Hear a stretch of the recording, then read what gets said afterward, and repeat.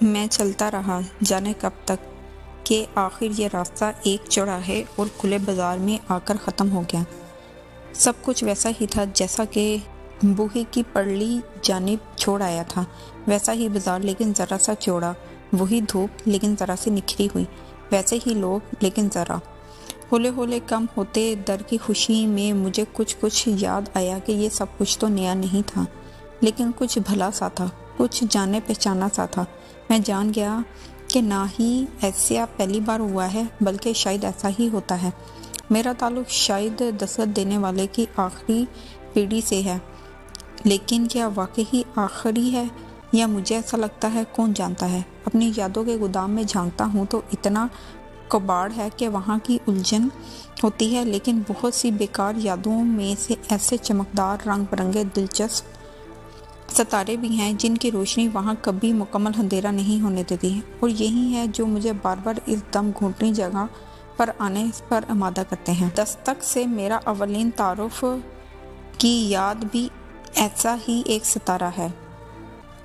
مجھے یاد ہے ہمارے گھر کے پچھلے بڑے کمرے کے بوہے پر دیر تک ہاتھ مار مار کر روتا رہتا تھا، حتیٰ کہ تھک گیا اور میرے ہاتھ دکھنے لگ گئے، لیکن بوہا نہیں کھولا۔ اس روز میں اسکول سے لوٹا تو میں نے دیکھا کہ ہمارا گھر محلے کی عورتوں، مردوں اور بہت سے دور نزدیک رشتہ داروں سے بھرا ہوا تھا۔ اپنے گھر میں اتنا مجمع میں نے پہلے کبھی نہیں دیکھا تھا۔ باہر کا دروازہ بھی چوکھٹ کھلا تھا، جیسے کوئی پورا منہ کھول لیتا ہے۔ عورتوں نے مجھے کھینچ کر اپنے پاس بٹھانا چاہا، لیکن میں نے پچھلے کمرے میں جس کا بوہا بند کیا جا رہا تھا اپنی ماں کو زتا کتا روتے، چھاتی پر ہاتھ مارتے، پچھاڑتے، گلے لگاتے دیکھا۔ میں بستہ ایک طرف پھینک کر بھاگتا ہوا بوہے کی طرف گیا، لیکن وہ میرے وہاں پہنچنے سے پہلے ہی بھیڑ دیا گیا۔ عام طور پر ایسا نہیں ہوتا تھا۔ میں روزانہ اسکول لوٹنے پر کنڈی کھٹکاتا تو ماں تو چند ہی قدم دور باورچی خانے میں بیٹھی ہوتی، فوراً آتی اور بوا کھول دیتی، مجھے ذرا بھی انتظار نہ کرنا پڑتا۔ لیکن اس روز پہلی بار میں نے میری دستخط کا جواب نہیں دیا۔ دستخطیں بے فیضی کی ہوتی ہیں، یہ مجھے تب پہلی بار پتہ چلا۔ مجھے یاد ہے کہ استاد رحمت اللہ صاحب نے ٹوکا تھا جب میں نے ان کے سامنے یہ لفظ دہرائے، بے فیضی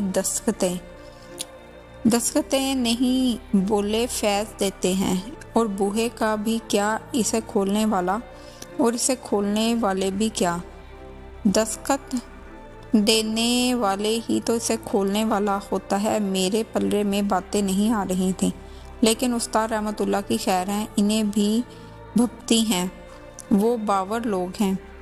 دوسری بات، دستک بوہے پر نہیں میرے دل پر ہوئی، اور اس کی گونج اب بھی ایک مسلسل شور کی طرح میرے اندر جاری ہے۔ وہ میری ماموں زادی تھی، جسے مجھ سے 1-2 برس بڑی ہوگی۔ میں اسے کن اکھیوں سے دیکھتا تو ایک بار اس نے مجھ سے کہا کہ وہ اوپر میرے کمرے میں آئے گی، وہ بوہے پر دستک دے گی، میں پھٹک کھول دوں گا، اور پھر وہ اپنی ماں کے ساتھ ہمارے گھر آئی، شام تک وہاں رہی۔ میں اوپر کمرے میں بند بوہے کی پرلی طرف سے آنے والی ہر آہٹ پر کان لگائے سارا دن بیٹھا رہا، حتیٰ کہ میرا سانس میرے گلے میں پھنسنے لگا، اور میں دیوانہ وار بھاگتا ہوا بوہا کھول کر باہر چھت پر آ گیا، جہاں رات کا گہرا اندھیرا منہ پھاڑے کھڑا تھا، اور نیچے تمام گھر والے سو رہے تھے۔ وہ ایک دستک جو میرے کمرے کی بوہے پر ہونی تھی میرے دل میں گونجی، اور یہ گونج وقت گزرنے کے ساتھ ساتھ بڑھی۔ اس دستک کے انتظار کی ڈور نے میرے سانسوں کو باندھا ہوا تھا۔ یہ ڈور میرے ہر طرف ایسی شدت سے کسی ہوئی ہے کہ میرے ماس میں کھبی جاتی ہے، مجھے بے کل رکھتی ہے۔ اس بے کلی نے مجھے کہاں کہاں کھجل نہیں کیا۔ باپ کی وفات کے بعد میرے بڑے بھائی نے ہم بہن بھائیوں کو پالا، بہنوں کو بیایا، چھوٹے بھائیوں کو پڑھایا۔ مجھ سے بڑے بھائی نے سوتر منڈی میں سوت کے دھاگے کی دکان کھول دی۔ مجھ سے کوئی کام دھندا ڈھنگ سے نہیں ہو سکا، نہ پڑھائی لکھائی اور نہ ہی کبھی رغبت پیدا ہوئی۔ سمجھو تو یہ ذات بڑی ہی کجی ہے، پر میں ایسا ہی ہوں۔ اسکول میں ہی پڑھائی سے بھاگا، پتہ نہیں 9ویں میں یا پھر اس سے پہلے۔